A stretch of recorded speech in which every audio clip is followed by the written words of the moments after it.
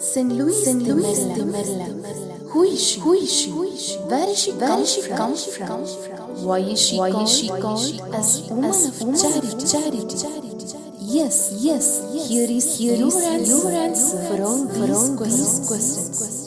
Come, let's go in a glance the life history of St. Louise de Marillac.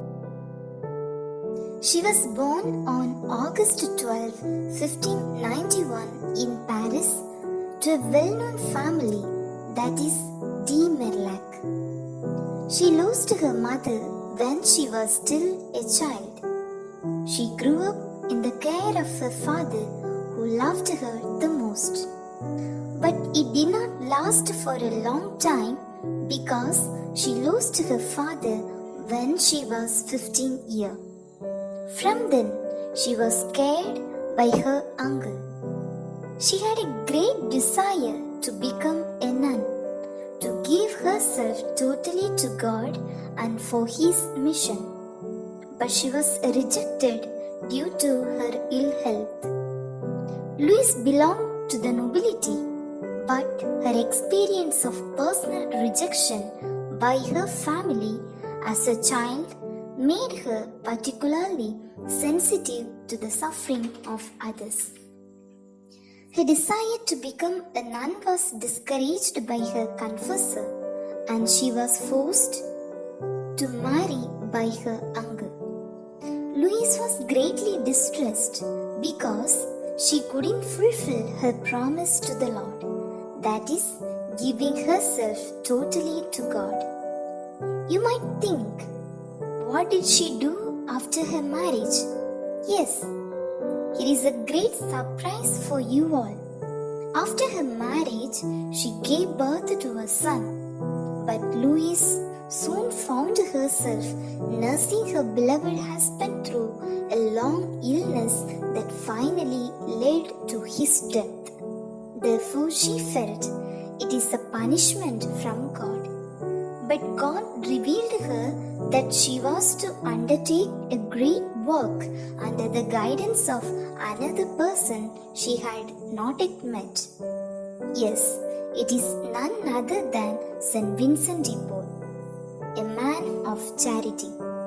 This incident took place on the feast of Pentecost during a holy mass. Louise was fortunate to have a wise and sympathetic counselor, Francis de Sales, and it is he who guided her in her spiritual life and asked her to take St. Vincent as her advisor. Louise was intelligent and efficient woman, a widow with full of compassion for the sick and poor. Therefore, in 1629, Vincent invited Louise to become involved in his work with the confraternities of charity. She understood that it was time to intensify her ministry with poor and needy persons. Louise found the help she needed in young, humble countrywomen who had the energy and the proper attitude to deal with the people weighed down by destitution and suffering. They went to the streets of sick and poor, dying of hunger. They nursed and fed them at their house, as their own. Louise taught them, saying, "Love the poor and honor them as you would honor Christ Himself." Yes, that was the foundation of the Company of the Daughters of Charity. Seeing the good works, many started to join in this organization, and the people called them as Daughters of Charity. Now it is spread far and wide, doing the work of God, nursing the sick, comforting and caring the orphan, and educating the poor. St. Vincent taught them, saying, "Your convent will be the house of the sick, your cell a hired room, your chapel the parish church, your cloister the streets of the city of the wards of the hospital. St. Louise died on March 15, 1660. She was canonized in 1934 and declared patroness of social works in 1960. Yes, dear friends, what do we learn from this widow who later on became a saint?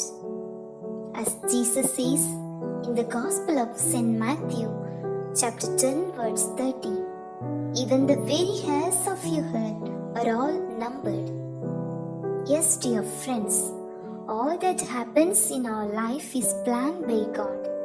All that we need to do is obey His commandments.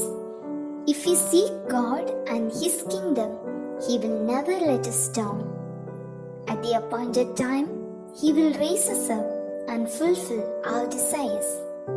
Therefore, let's love the Lord our God with all our hearts and with all our minds, and love others as we love ourselves.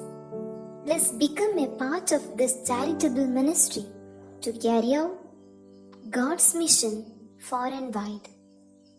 All those